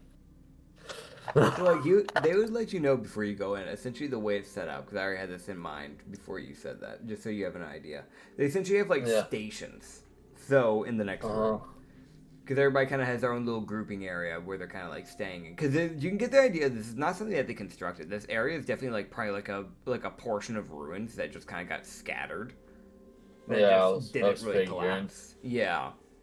So going into the, like, that area, just they're letting you know ahead of time. Essentially, they have like there's like an area where typically the herbalist works. There's typically an area where the prisoners are at, and then there's kind of like the area where everybody kind of just lounges and sleeps, and there's an area where they have storage. So there's like 4 like separated spots in this room where people are typically at. I will roll to see where people are at. There are 2 people that have already. There's at least one person that's been actively mentioned where he is at. So no matter what, you know someone will be at the prisoner area. I will roll to see where the others are at. Yeah. You're dealing with 6 enemies. And you get to know what some of them are like. One of them that has been mentioned is a person that has been cast away from the Rosalna Islands because he is a Shonian. Very specifically, he is a Adelian bloodline, which are the Black-Winged. Yeah. Right, I should roll a d4, not a d20 to determine this. That would make a lot more sense. Okay. So there's the Adelian. When you start walking in, you see that the Adelian is at the my brain's blanking, not lounge. The bed area, essentially, like the resting area. Okay. You would see that what you can probably guess is the leader, just because of the way he's dressed, is like a hobgoblin mixed with what looks to be maybe a cloud genasi. What the fuck? Yeah. He's with the prisoners. You can see that there is like essentially kind of like a half tabaxi man. He is with the prisoners. You would see that there's a half tabaxi woman. She is at the herb station.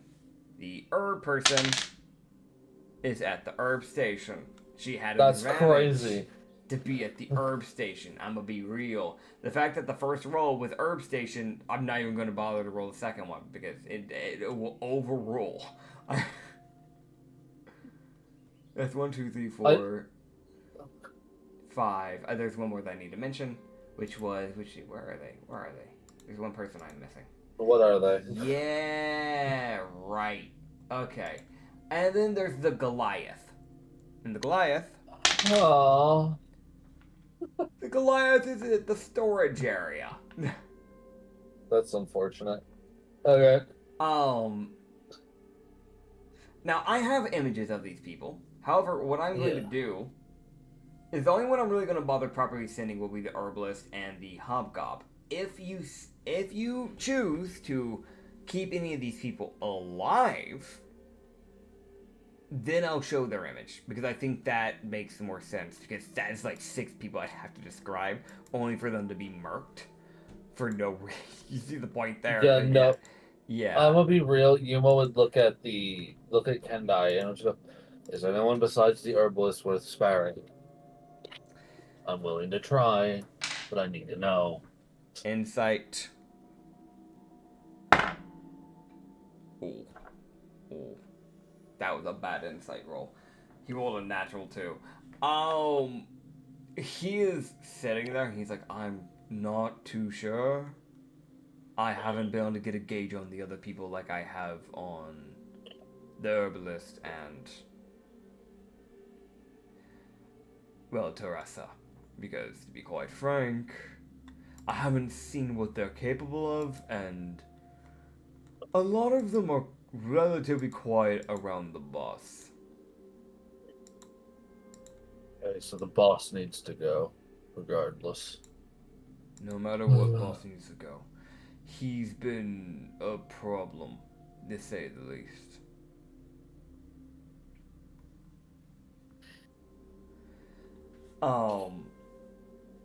Yeah, you can make your way in. You would see them. You would see the boss, who is, I'll send his image. He is actively, he has this big ass, like, wooden quarterstaff. Of course he does. Why you say it like that, man? And he's got this, like... Fucking bougie-ass fucking bastard with his wooden stick. Fucking bougie-ass. He's very gremlin-coded, man. Like... Dude, I'm sorry. With the way this world is, you have wood. Well, aren't you fucking special? Yeah, no, it really is. Yeah, boy, good for you. I have a wooden stick. It'd be a pity if I snapped it. You have silk. Oh, aren't you special? He has wood. He's worse. Damn.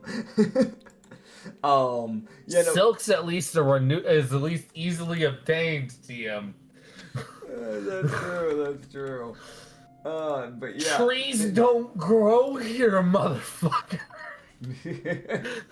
Correct. Could have gotten a stone stick. Nah. No. Wood. Wood is better. had to do it. Had to do it. I'm sorry. I don't know why. I don't know why that's what my brain was like. This is where I draw the line. No, it's fair. It's fair.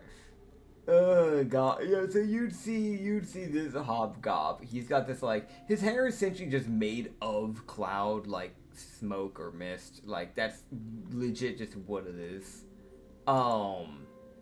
Rather than any other case of it being like normal actual hair. So he's kind of got like a mohawk situation going on, forming from it.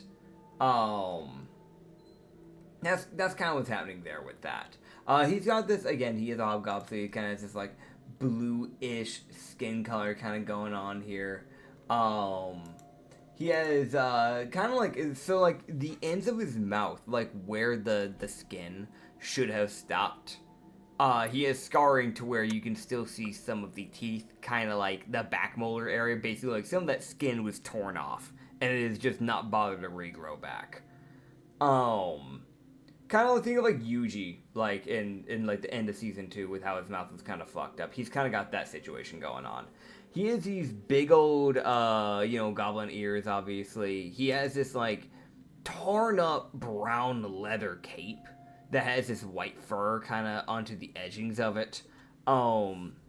He has this like padded dark blue tunic with white sleeves underneath the cape that also has this massive left shoulder pad kind of going that is spiked.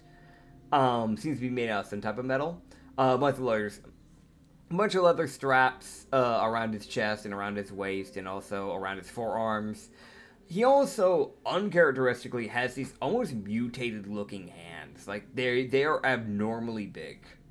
And then just kind of like, again, kind of like similar situation to his tunic. Kind of like this, like, similar color for his trousers. Except they kind of like, they hug a little, but they're like lightly loose, but kind of not. They're like in that weird in-between spot.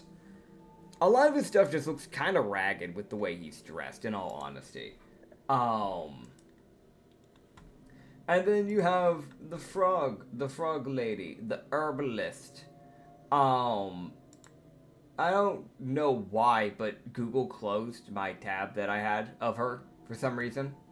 And it didn't save the fact that I had her in my folders. Reopen last closed tab? I had already closed a tab. I didn't realize that it had closed my other tab. So it will open up that one, I'm pretty sure. If you just keep clicking it should just keep reopening tabs. It's gonna jumble shit up so fast. Because I don't know how long it's been since it did that. Dude, thank you, Google, for being not good at the one thing you're supposed to be used for. Okay, reopen closed tab. Nope, not that one. Reopen closed tab. Nope, that's not it. Reopen closed tab. Nope, you got this. Reopen closed tab. No, that's not it. I'm pretty sure I found it before that tab. Nope, I definitely found it before that tab. Yeah, hey, do you know what you're doing, Google? Just out of curiosity? Oh, it just closed all my tabs. Why? Hey, Google. fixed. That is a sanity episode, huh? Hello? Why did that come up when I pressed reopen tab? I haven't watched a sanity episode in 3 months. Alright, I guess the bitch is gone. She's gone. You know what? I found another person with a frog. She no longer has black raven hair, okay? You know what? Screw you. Kendai misremembered, okay? You know what? Maybe he's colorblind. Who knows, okay? Yeah, that's the canon now. That's the canon now, because freaking Google can't do its job right. You have this lady, and I found a frog one. It's crazy enough, so I guess it works. She just doesn't have her hair braided right now. That's what we'll say. And she has dark brown hair. Okay. She's got poor lighting, so he thought it was black. Yeah. He thought it was black. He just never saw her near the light. That's crazy. He always saw her when she was surrounded in darkness. You know. Crazy. He got good insight off of her. Yeah. No, really. She has this kind of like dark green hood. This is kind of torn up. It's probably part of a cloak. She has this like dark. I don't even know what color that is. Fuck it, it's black now. It's really fucked me out. Thank you, Google. Kind of like a black tunic situation kind of going on for a shirt, except like the upper half, like where typically tunics. They have like a circular collar area, except hers, it basically like it's open to the chest, and then kind of like goes down. I don't know what you fucking call this. I'm gonna be honest. The chest and like the majority of the collarbone area can be seen, but then it goes down and it hugs. But it seems to be long sleeves. She seems to have a bunch of wrappings. All around her arm from every which way. It most likely is probably wrappings that she uses for the actual herbs, and she just doesn't want to bother, having it on the desk and then having it get in the way. She just wraps it around her arm so it's out of the way. She also has like fairly shiny skin, weirdly. He didn't remember that, but that's a thing, I guess. Black eyebrows, despite having long brown hair, that's kind of like oily, kind of messy, not really well taken care of. Black baggy pants, and she's got this kind of weirdly big frog with her. It's like a 3-foot big frog. It looks so happy. Oh yeah, it's having a great time, man. So once you come to play, how do you want to do this, man? That is a great question. Okay, here we go.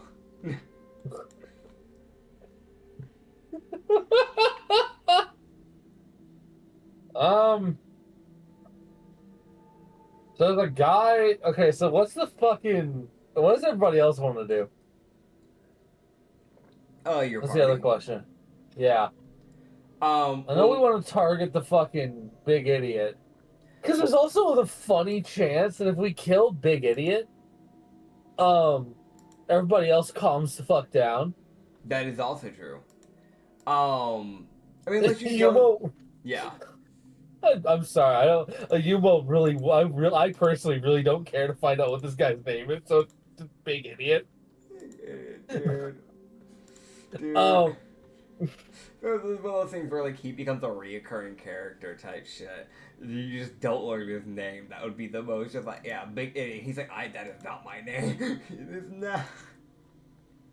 Okay, fine. Short Idiot. Next. The hobgoblin, who's probably your height. Like. You won't call him short just to make him mad because he's part goblin. It's lightly racially motivated. No, it's just because he hates him. Fair. Oh man. Umo. he would give a motion towards the hobgoblin, like he needs to, like we need to target his ass. I don't know how strong the rest of him is, but I know he's the strongest. Yeah. Well, I'd imagine, because there's no other fucking way he's leading. well, I can let you know right now, Norventai is already slinking over there.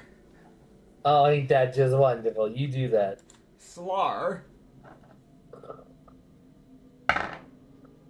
was originally looking at the Goliath, but you did say to go for him. So, yeah. Slar will try to stealth up. He might actually wait in the back and then rush forward when things kick up because he knows he's not a stealthy guy. Dude, I'm sorry. Umo, that's why Umo's like... Umo, with his massive, terrifying, +1 at disadvantage. So... his average stealth is like a 6.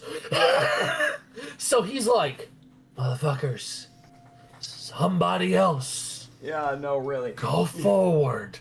Anyone but me, my armor clinks.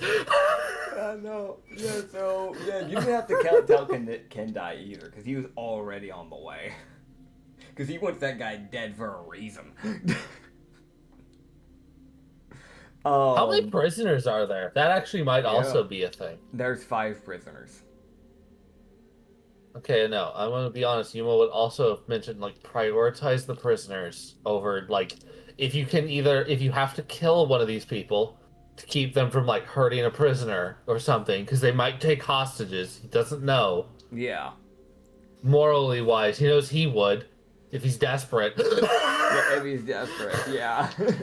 It's like that evil side. He's like, is there anything? If he's looking at the Adelian, he's like, if I know how your species works, Damn. you're evil.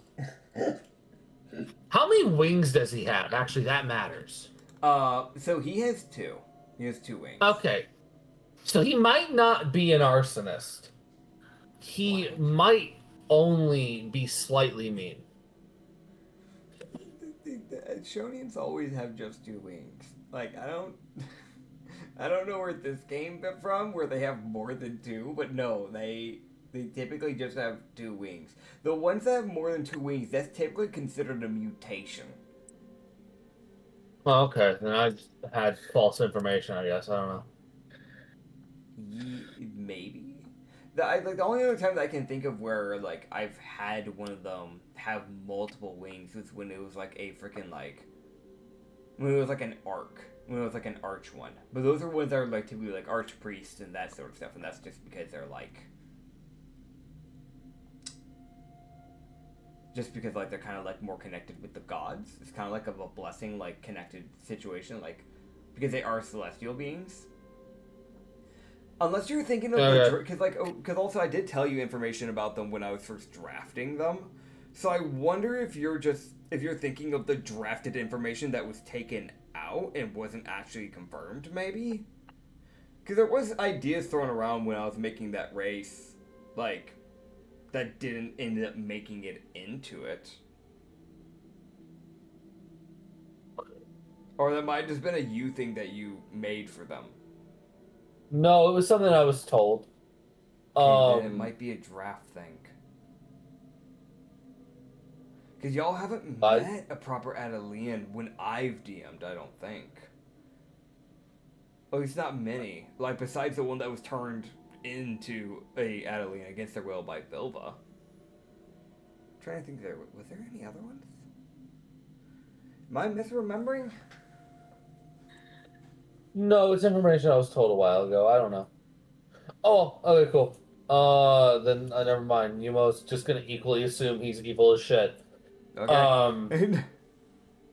It's not gonna change how he's gonna work. It's just literally the thing of like, all right, got it, cool. You'll probably do something terrible.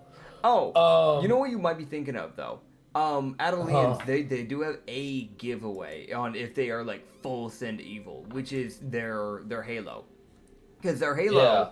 Like, yeah, sure, they all have black halos, but, like, the ones that have gone full send on that have, like, thorns. Okay, what type of halo does he have? He does not have thorns. Okay, cool. Yumo's not gonna assume he's the effectiveness of a terrorist. Okay, cool. So he's not getting his neck snapped then. That's cool. Yay. Umo is also gonna be like, try to be non-lethal. Try. I guess. We're gonna try. I'm gonna talk to him afterwards. Yeah. But he's also gonna make sure that it's like, no, you're at 1 HP and I have acid. Your last moment will be painful if you decide to be a bitch about this. Hell yeah. Oh man. Like, yeah. Y'all took prisoners. Yumo's not like this company took prisoners. Yumo's not exactly. That's his thing. You don't get to do that. No, I'm kidding. Yeah. So he honestly probably won't take prisoners unless he like doesn't see a way around that. Yeah. Let me roll their stealth real quick. Orventai, you have a really good plus, but you rolled like crap. Kendai. If I throw a can at the back of somebody's head, can they're sticking up behind him. I feel like that just bring their attention to them. That might be disadvantage. Dude. See, I threw it at the back of somebody else's head, and so they start arguing off over there, which makes them look away. Bro. I say, sitting here, not even like full, like I know the layout, right? But like, yeah, I have no representation of the layout. If that makes sense, it's all theater of the mind. Yeah. Like each area is like in different corners of the room, essentially. I'd say like the room in total is like probably 80 feet in length from one side to the other, if that makes sense. It's fairly square in size, so it's like 80 by 80. 8 feet one way, 8 feet the other way, essentially. Kill. Yeah. However, you don't have a can, so I'll have to say no. Hey, you don't know what's in my bag of tricks. I know you don't have a can. I have a pear, motherfucker. It's not a can. Same difference. Waste of food. Bro, I hit somebody with a pear. This group about to go feral. Teresa runs for it. You dumb bitch. I got it. Fucking football, like, catching shit. Oh, man. Yeah, no.